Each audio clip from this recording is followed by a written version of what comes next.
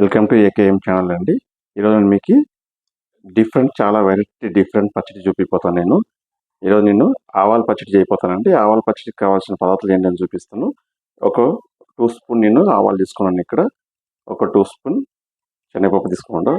ఒక చింతపండు బాగా నలిపెట్టినది, నేను చింతపండు అనేది బాగా థిక్గా ఉండేది ఒక 2 స్పూన్ అంత తీసుకున్నాను. నేను ఇక్కడ కొబ్బరి, పచ్చి కొబ్బరి మీరు దీంట్లో తురుముకుంటాను ఓకే, లేకపోతే ఇలా సన్న పీస్ కట్ చేసుకుంటాను ఓకే. కొద్దిగా కరివేపాకు, కొద్దిగా బెల్లం, ఒక 10 ఎండుమిర్చి, అంటే మీరు కారం చూసి చేసుకోండి ఎంత కావాలంటే. నేను ఇక్కడ ఇంగువ పౌడర్ తీసుకోవాలండి. ఇంగువ నిన్న గడ్డ తీసుకున్నాను. ఇది చాలా బాగుంటుంది, టేస్ట్ బాగుంటుంది. ఆయిల్ ఫ్రై చేసుకుని మనం మిక్సీ కొట్టుకుంటే దానివల్ల ఇది తీసుకున్నాను నేను. మీ దగ్గర ఏముందో అది తీసుకోండి. రండి ఎలా చేయడం చూపిస్తాం. ఇక నేను స్టవ్ అంటించుకొని స్టవ్ పైన కడాయి పెట్టుకోనండి. ఈ కడాయిలు ఇప్పుడు దీన్ని ఆవాలని సపరేట్గా ఏం చేసుకున్నాను. ఆవాలు కొంచెం చిటపట అనేటప్పుడు దీన్ని చేంజ్ చేసుకున్నాం.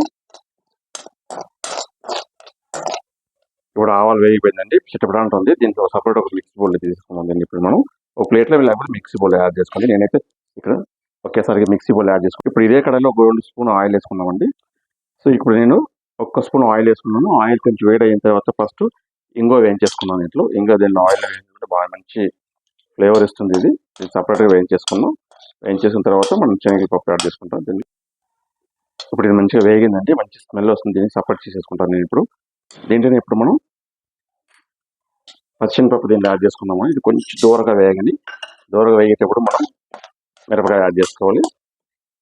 ఇప్పుడు కొంచెం దూరగా వేగిందండి, కొంచెం దూరగా వేగింది, ఇంత వేగి సరిపోతాయి. ఇప్పుడు దీంట్లో మనం ఎండుమిర్చి యాడ్ చేసుకున్నాం. ఎండుమిర్చి, కొబ్బరి యాడ్ చేసుకున్నాం. ఇప్పుడే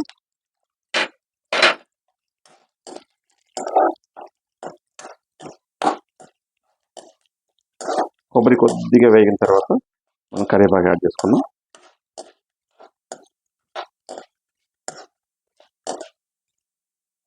ఇప్పుడు మంచి వేగిందండి, మంచి స్మెల్ వస్తుంది. ఇప్పుడు కరివేపాకు యాడ్ చేసుకుని స్టవ్ ఆపేస్తాం.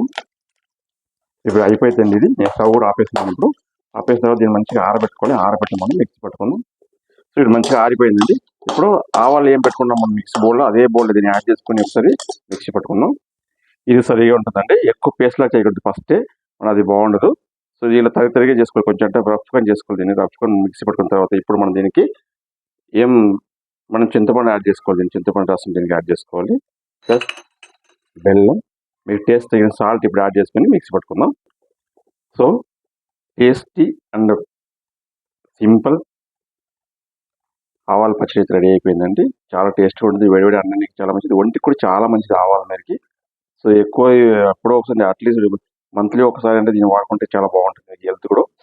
సో మీరు కూడా ఇలాగే ట్రై చేయండి. టేస్ట్ ఎలా ఉంది కమెంట్ చేయండి. మా ఛానల్ సబ్స్క్రైబ్ చేయండి, లైక్ చేయండి, షేర్ చేయండి. Bye bye.